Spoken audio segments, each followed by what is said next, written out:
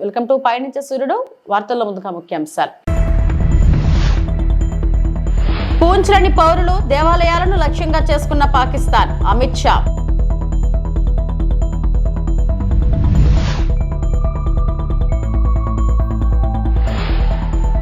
పోలీసులను అడ్డుపెట్టుకుని రాజకీయాలు చేసేది వైఎస్ఆర్సీపీ వాళ్లు. పులివెందుల నియోజకవర్గం TDP incharge BTech Ravi.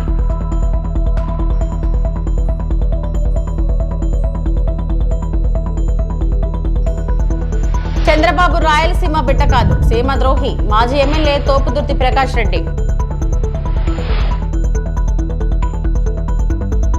Poonch, Jammu మరియు కాశ్మీర్ ఆపరేషన్ సింధూర్ లో సందర్భంగా పాకిస్తాన్ అమానుష వ్యూహాన్ని కేంద్ర హోంమంత్రి అమిత్ షా బయటపెట్టారు.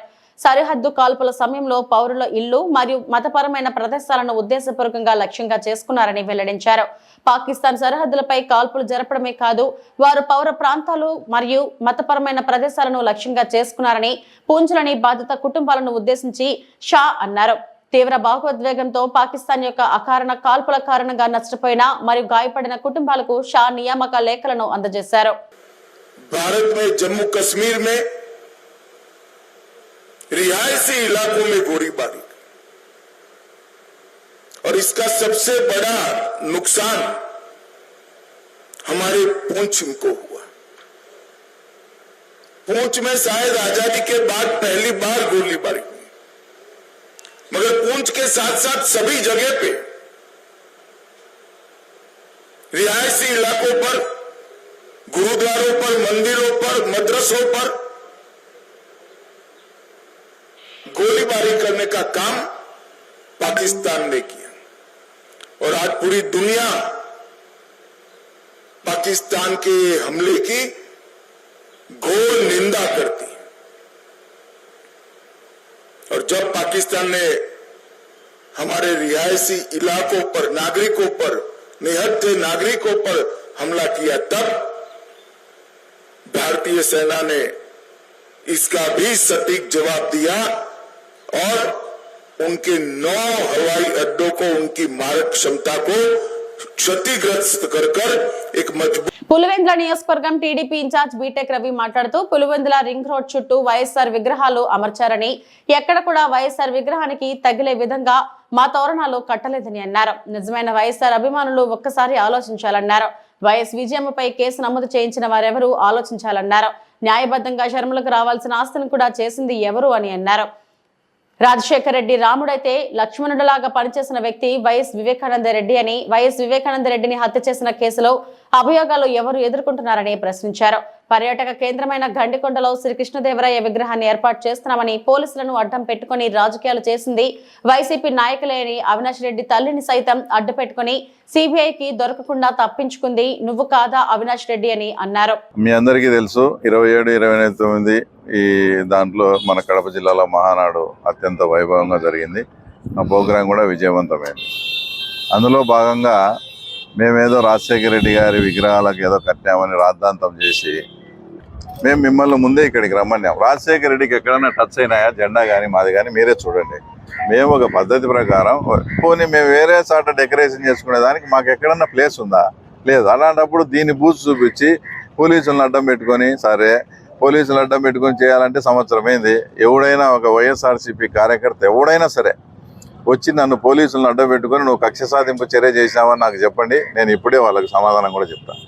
వాళ్ళంతకు వాళ్ళు ఇప్పుడు ఒకవేళ జరిగింది, ఈడ చుట్టూ కట్టినప్పుడు మీరు మున్సిపాలిటీ వాళ్ళకి కంప్లైంట్ చేసినారు, ఆర్డీఓ కంప్లైంట్ చేసినారు.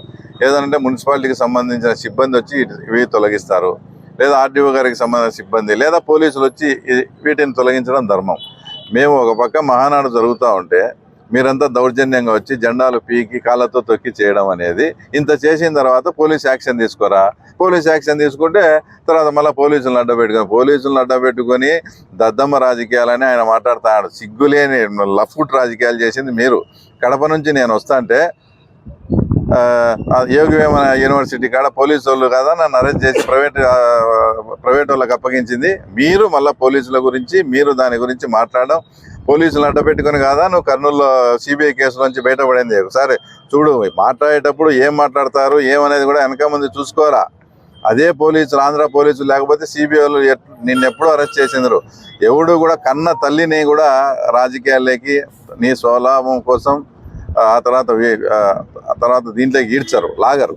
అలాంటిది మీ తల్లిగారు అంటే మాకు అందరికీ కూడా గౌరవం. ఆయన ఎప్పుడు బైబిల్ పెట్టుకొని వేరే విషయాలు కూడా, అలాంటి ఆయనను కూడా లేని జబ్బును సృష్టించి హాస్పిటల్లో పెట్టి ఆంధ్ర పోలీసులను అడ్డ పెట్టుకొని తప్పించుకుంది నువ్వు మళ్ళీ పోలీసుల గురించి మాట్లాడడం, ఇంకా దీనికి ఏమనాలో కూడా నాకు అర్థం కావడం లేదు. అమెరికాలో తెలంగాణను జరుపుకుంటున్నాం. తెలంగాణ 11 సంవత్సరాలు మరియు బీఆర్ఎస్ 25 సంవత్సరాలు జరుపుకుంటున్నాం. జూన్ 1, 2025 జరిగే ఈ కార్యక్రమానికి BRS working president KTR BRS ముఖ్య అతిథిగా హాజరవుతారు.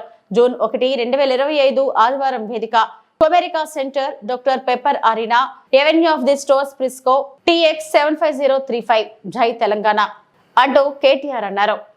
హాయ్, నేను మీ కేటీఆర్ మాట్లాడుతున్నాను. మిమ్మల్ని అందరినీ కలవడానికి, మీతో పాటు తెలంగాణ అవతరణ సంబరాలు చేసుకోవడానికి, బీఆర్ఎస్ పార్టీ కేసీఆర్ గారి నాయకత్వంలో 25 సంవత్సరాలు పూర్తి చేసుకుంటున్న సందర్భంగా సిల్వర్ జూబ్లీ సెలబ్రేషన్ కూడా చేసుకోవడానికి నేను టెక్సస్ వస్తున్నాను. డాలస్లో మొత్తం అక్కడ ఉన్న తెలుగు వారందరినీ కలుసుకోవడానికి, అమెరికా వ్యాప్తంగా వస్తున్న మిత్రులందరినీ కలుసుకోవడానికి ఇది ఒక మంచి వేదికగా నేను అనుకుంటా ఉన్నా.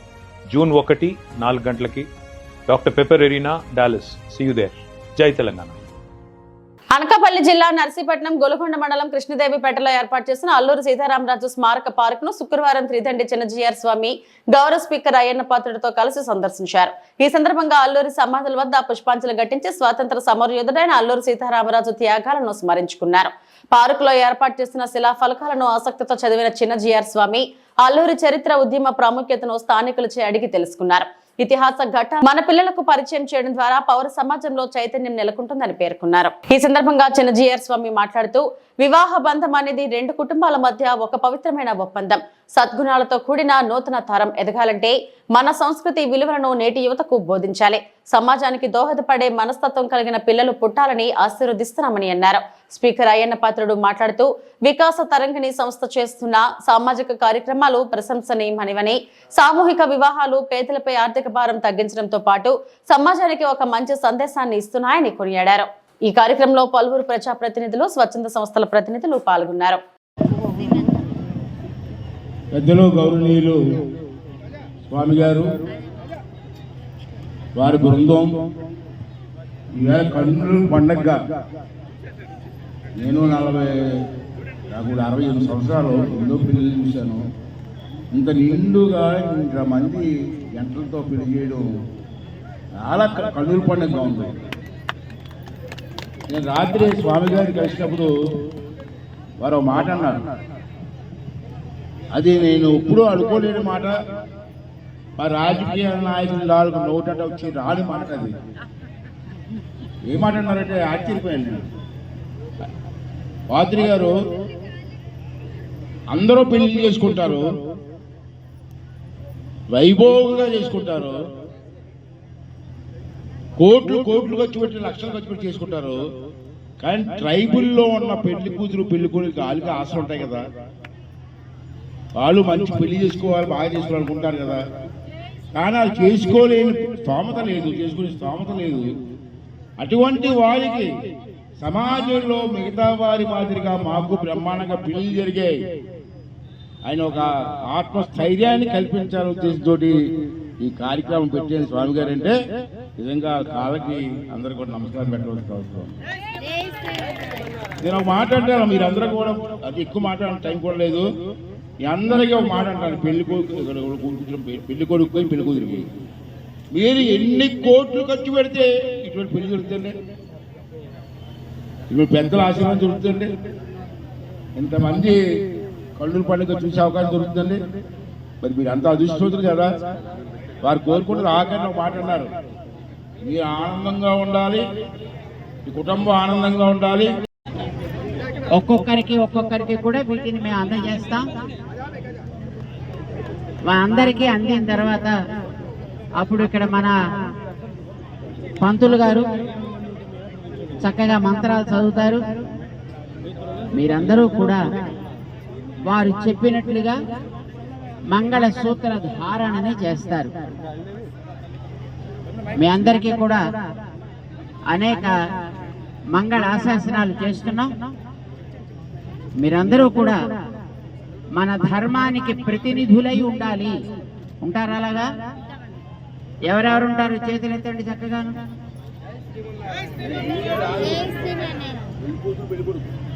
పెళ్లి కూతురు పెళ్లి కొడుకు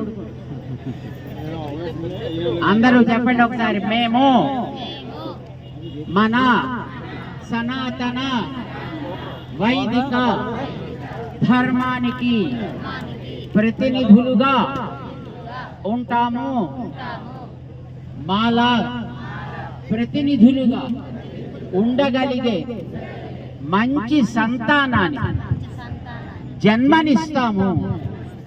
మన ధర్మాన్ని, మన దేశాన్ని సదా రక్షించుకునే బాధ్యతలో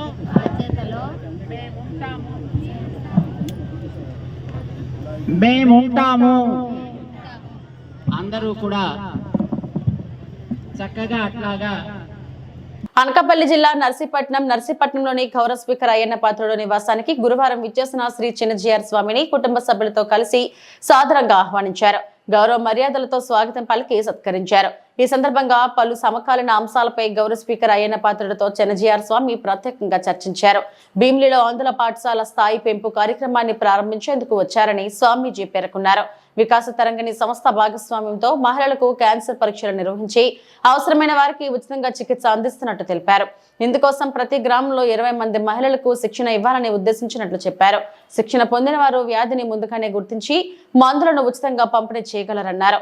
ఇప్పటికే తెలంగాణలో ఈ విధంగా వైద్యం అందిస్తున్నామని వివరించారు. అవగాహన కలిగించి ముందుగానే పరీక్ష చేసి వాళ్ళకి అది రాకుండా చేసేటట్లు, వస్తే త్వరగా ట్రీట్మెంట్ తీసుకునేటట్లు చేసే కార్యక్రమాన్ని మన వికాస తరంగిణి తీసుకుని ఇప్పటిదాకా 34 లక్షల మంది మహిళలకి చేసింది. ప్రపంచంలో ఏ ఎన్జిఓ కూడా ఇంత ఇప్పటిదాకా చేయలేదు. మన వికాస తరంగిణి ఆ కార్యక్రమం చేస్తోంది. మన విశాఖపట్నంలో కూడా టీమ్స్ ఉన్నాయి. మహిళల్లోంచే కొంతమందిని మనం తీసుకుని వాళ్ళకి శిక్షణనిచ్చి కావలసిన పరికరాలనిచ్చి వాళ్ళ ప్రాంతాల్లో వాళ్ళే తిరిగి అవగాహన కలిగించే ఏర్పాట్లు మనం చేస్తున్నాం. ఇంతవరకు అంతమందికి చేయడం జరిగింది. తెలంగాణ ప్రాంతంలో అక్కడ ఉండేటటువంటి గవర్నమెంట్ అంగన్వాడీ టీచర్స్ ని మన వికాస తరంగిణితో కలిపింది. అలా కలపడం చేత మనకి ఎక్కువ మందికి ఈ ఉపకారం మనం అందించగలుగుతున్నాం. కానీ మన ఆంధ్ర రాష్ట్రంలో అలాంటిది చేసే అవకాశం ఇప్పటిదాకా కలగలేదు. మన అయ్యన్న పాత్రుడు గారు శ్రద్ధ తీసుకుంటే ఆ విభాగం చూసే వాళ్ళు ఎవరి చేతేనన్నా కనుక చెప్పించినట్లయితే మన వికాస్ తరంగిణి వాలంటీర్స్, అంగన్వాడీ టీచర్ సహాయంతో ఎంతో మంది మహిళలకి మనం ఉపకారం చేసి. మీకు ఒక విషయం చెప్తా, మీ అందరికీ తెలుసు. ఇంట్లో మగాయనకి జబ్బు చేసింది అనుకోండి, ఏం పెద్ద ప్రాబ్లం ఏం లేదు. 2 రోజులు పడుకుంటాడు, 3 రోజులు పడుకుంటాడు, 4 రోజులు పడుకుంటాడు, మందులు వేసుకుంటాడు, తర్వాత లేచిపోతాడు ఆయన. మా నాన్న ఏం పెద్ద ప్రాబ్లం లేదండి ఇంటికి. కానీ ఇంట్లో ఉండే గృహిణికి ఎప్పుడైనా ఆరోగ్యం ఒక పూట దెబ్బతిందనుకోండి, ఇల్లంతా అతలా కుతలం అయిపోతుంది.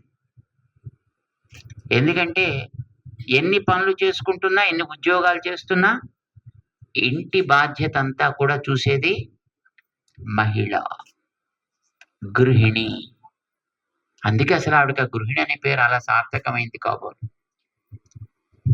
ఇంట్లో ఉప్పు ఎక్కడుందో, పప్పు ఎక్కడుందో ఆవిడకి తెలుస్తుంది. ఈ పెద్ద మనిషి ఏం తెలియదు. కాఫీలో ఉప్పు వేయాలో పందార వేయాలో కూడా అని తెలియదు, తాగడం తప్ప. అదంతా ఆవిడికే తెలుస్తుంది. కనుక ఆవిడికి ఒక పూట కనుక ఏదైనా సమస్య వస్తే ఆరోగ్యంలో, ఇంకా ఆ ఇల్లంతా గందరగోళమే. కానీ మహిళ ఎప్పుడూ కూడా తన ఆరోగ్యం కోసం పైసలు ఖర్చు పెట్టుకోవాలి అని కోరుకోదు.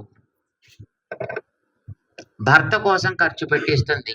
అవసరమైతే తన గాజులో మంగళసూత్రం తాకట్టు పెట్టిన డబ్బులు తెచ్చి భర్త గారి ఆరోగ్యం చూడాలనుకుంటుంది.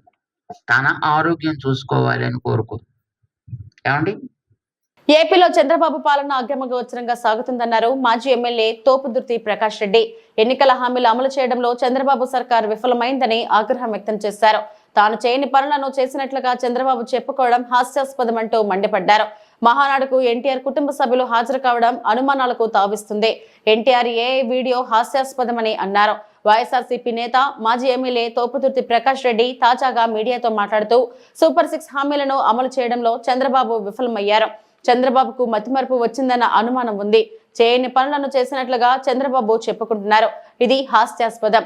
వైఎస్ జగన్ అమలు చేసిన సంక్షేమ పథకాలను చంద్రబాబు నిలిపివేశారు. ప్రజలు యావత్తు కూడా తాము దగాపడ్డామనేటువంటి ఒక అభిప్రాయంలో ఉన్నారు. ఎనీ పార్టీ, తెలుగుదేశం పార్టీకి సంబంధించిన వాళ్ళు కావచ్చు, జనసేనకు సంబంధించిన వాళ్ళు కావచ్చు, వివిధ రాజకీయ పార్టీలకు సంబంధించిన కార్యకర్తలు కావచ్చు, ప్రజలు కావచ్చు, మేము దగాపడ్డాము అనేటువంటి భావనలో ఉన్నారు సంపూర్ణంగా. ఎందుకంటే జగన్మోహన్ రెడ్డి గారు ముఖ్యమంత్రి అయిన తొలి సంవత్సరం నుంచే ఇచ్చిన నవరత్నాల హామీలను అమలు పరుస్తూ వచ్చారు.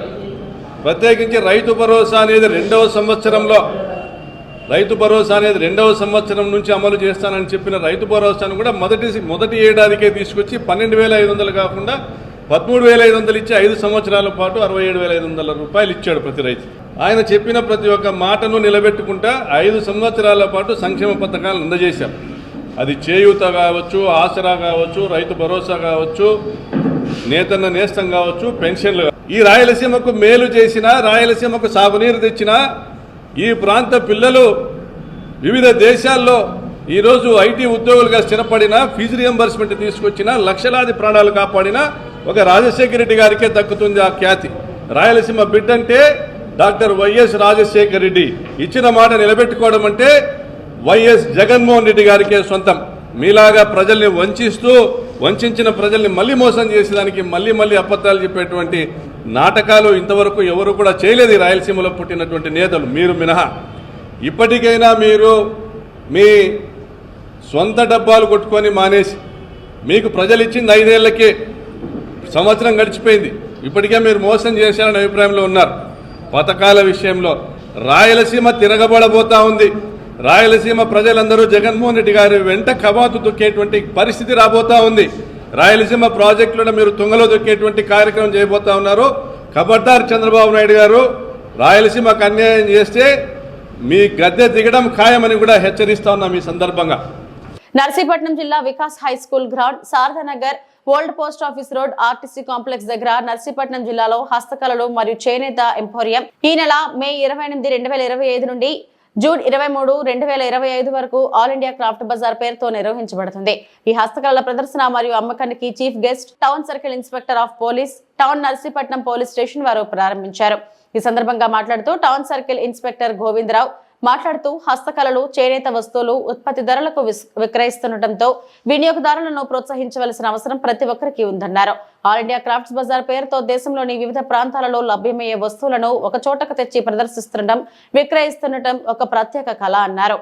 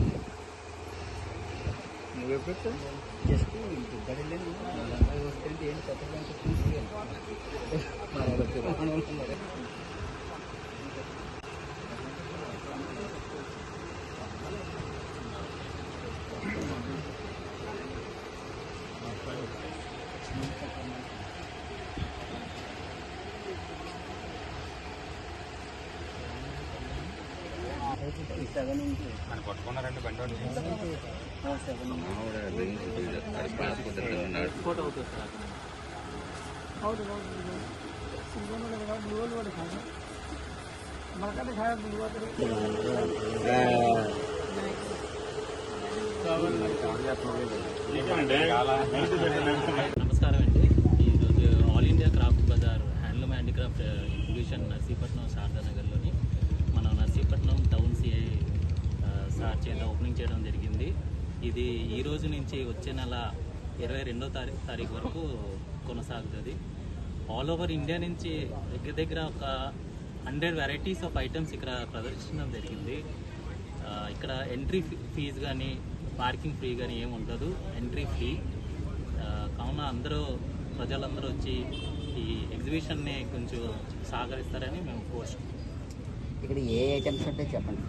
ఇక్కడ ఖాదీ షర్ట్స్ కానీ, మీకు కార్పెట్స్ కానీ, బెడ్షీట్స్, హ్యాండ్లూమ్ బెడ్షీట్స్ కానీ, ఇంట్లో యూజ్ అయిన ఐటమ్స్ అన్నీ మీకు అవైలబుల్ ఉంటుంది. ఒక 5 రూపీస్ ఐటమ్ నుంచి 5000 రూపీస్ ఐటమ్ మీకు. బోర్బండలో కాంగ్రెస్ నాయకుల వేధింపులకు బీఆర్ఎస్ మైనారిటీ సెల్ అధ్యక్షుడు సర్దార్ ఆత్మహత్య చేసుకోవడం బాధాకరం. బీఆర్ఎస్ పార్టీలో 10 సంవత్సరాలు అనుభవించి కాంగ్రెస్ వెళ్లిన కార్పొరేటర్ అరాచకాలు పీసీసీ అధ్యక్షుడు గమనించాలి. బీఆర్ఎస్ మైనారిటీ సెల్ అధ్యక్షుడు సర్దార్ మృతి కాంగ్రెస్ పార్టీలోనే బాధ్యత వహించాలని కూకట్పల్లి ఎమ్మెల్యే మాధవరం కృష్ణారావు కేసీఆర్ ప్రభుత్వంలో చిన్న మధ్యతరగతి కుటుంబాలు ఇల్లు కట్టుకుంటే స్వాగతించాం. సోమవారం ప్రజావాణిలో కాంగ్రెస్ పార్టీ నాయకులు బిల్డింగ్లపై ఫిర్యాదులు చేయడం, నిర్మాణదారులు వద్ద డబ్బులు దండుకోవడం, కాంగ్రెస్ పార్టీ చేస్తున్న అభివృద్ధి, సేల్లింగంపల్లిలోని అయ్యప్ప సొసైటీలో ఎలాంటి పర్మిషన్లు లేకుండా బిల్డింగ్ నిర్మిస్తుంటే ఎందుకు కూల్చివేతలు చేపట్టలేదో చెప్పాలని అన్నారు.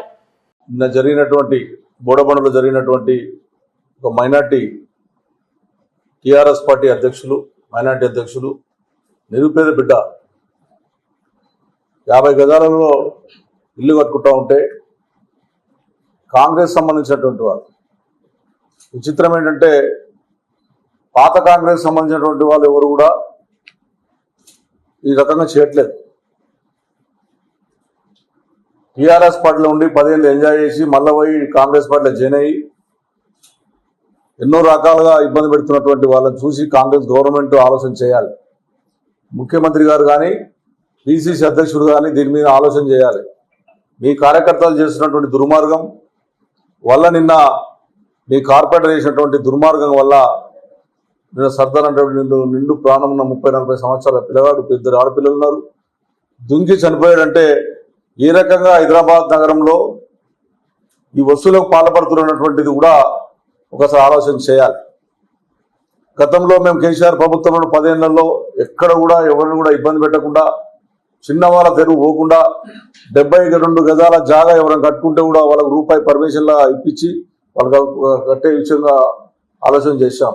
కానీ ఇప్పుడు గల్లీకి ఒక లీడర్, ఎక్కడ చూసినా ప్రజావాణిని పెట్టి సుమారం పెడతారు. అది ప్రజావాణి కాదు, నేను చాలాసార్లు చెప్పాను, అది ప్రజలకు సంబంధించినటువంటి వాణి కాదు.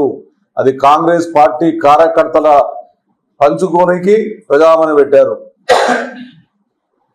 ఏదైతే ఈ రోజున ఆఫీసర్స్ కూడా మా కుక్కట్పల్లి కాన్స్టిట్యున్సీ లో కానీ హైదరాబాద్ నగరంలో కానీ ఆఫీసర్స్ ఎక్కడ కూడా దీని మీద చర్యలు తీసుకోకుండా కాకుండా ఆఫీసర్ల పాత్ర వాళ్ళే పంపించి ఫలానా నాయకుని కలవండి, కలిస్తేనే మేము ఇల్లు ఆపుతాము లేకపోతే ఆపమనే విధంగా ఈరోజు చేస్తా ఉన్నారు.